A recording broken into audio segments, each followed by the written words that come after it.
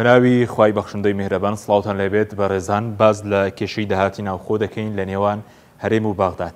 دیار بە پێی یاسای بودجێ عێراق بۆ ساڵی 2023-24-25 دەبێت هەرێم هەموو داهاتە نانەوتیەکانی و داهاتی ناوخۆ ڕاستی وەزارەتی دارایی عێراق بکات. بە هەمان شێوە بە پێی بڕیاری دادگای فیدراڵی کە لە 21/2/2024 دەرچووە سەرۆکوەزیرانی هەرێم پابند کراوە بۆی کە داهاتی ناوخۆ و داهاتی نەوت ڕادستی عێراق بکات.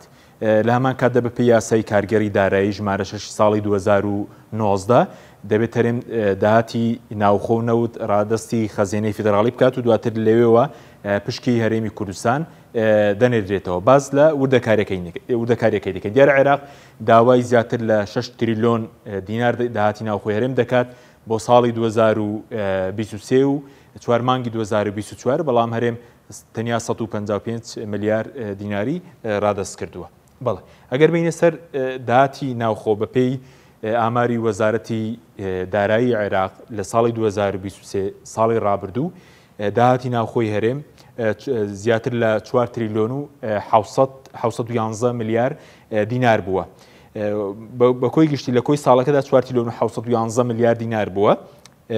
داهاتی مانگانە دەکاتە 392 ملیار دینار. لە کاتێکە پێشتر بەرپرسانی هەرێم خۆیان دەیانگوت داهاتی ناوخۆ و نانەوتی هەرێم لە بینی 300 بۆ 350 ملیار دیناردایە.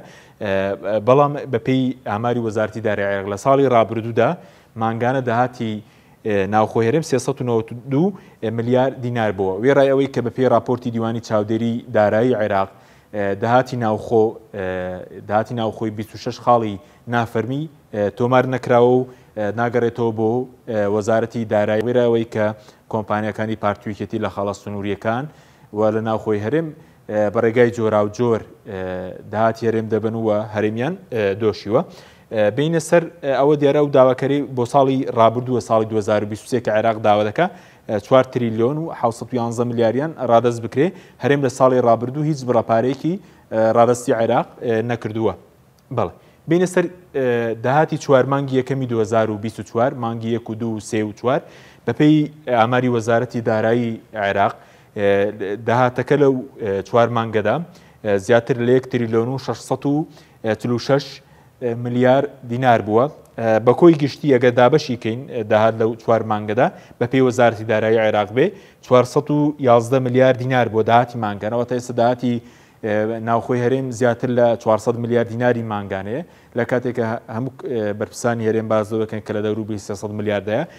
بەڵام بەپێی راپۆرتی وەزارەتی دارایی عێراق نووسراوی وەزارەتی دارایی عێراق داهاتی ئێستای مانگانەی هەرێم زیاترە لە 400 ملیار دینار. بینە سەر ڕادەستکردنی داهاتی ناوخۆ وەکو باسمان کە ئێستا عێراق داوای هەم داهاتی ناوخۆی ساڵی 2023 هەم 2024 دەکات.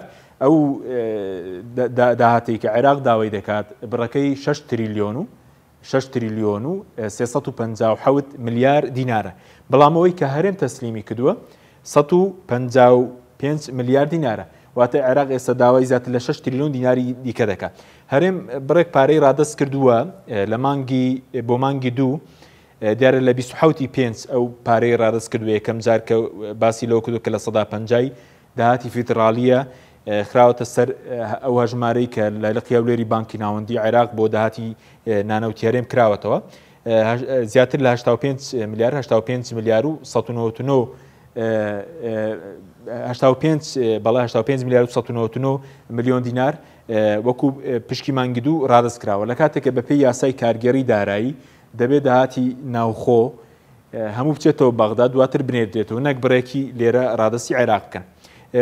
بۆ مانگی 3 ئەو بڕی کە تەسلیم کراوە بۆ مانگی 3 دیارە مانگیەکیشیان هەر ڕادەست نەکردووە. بۆ مانگی 3 بڕەکەی زیاتر لە 7 ملیار دینارە کە لە 36 ئەم بڕداهاتیان خستۆتە هەژماری بانکی وەزارەتی دارایی عێراق لە قیاولێری بانکی ناوەندی. کۆی گشتی ئەوەی کە تەسلیم کراوە لە 2024 تاوەکو ئێستا 155 ملیار و 330 میلیۆن و 884 هەزار دینارە کە ڕادەست کراوە. عێراق داوای زیاتر لە 6 تریلیۆن دەکات. دیارە ڕادەست نەکردنی داهاتی ناوخۆ کێشەی بۆ هەرێم دروست کردووە بۆ خەڵک دروست کردووە بە تایبەتەوەی کە بودجێی بەکاربردنە هەروە ڕاز نەکردنی نەوتیش لەگەڵ داهاتی ناوخۆی کردووە کە پارەی پرۆژەکان کە ئێستا پرۆژێکی زۆر لە هەرێم وەستاوە و ئەگەر ئەو ڕپارەی کە پارەی پرۆژەکان و بجێ و بەرێنانی پرۆژەکانە بێت بژانەوەیەک لە هەرێم ڕوودەدا بەڵام بۆی داهاتی ناوخۆیان ڕاز نەکردووە داهاتی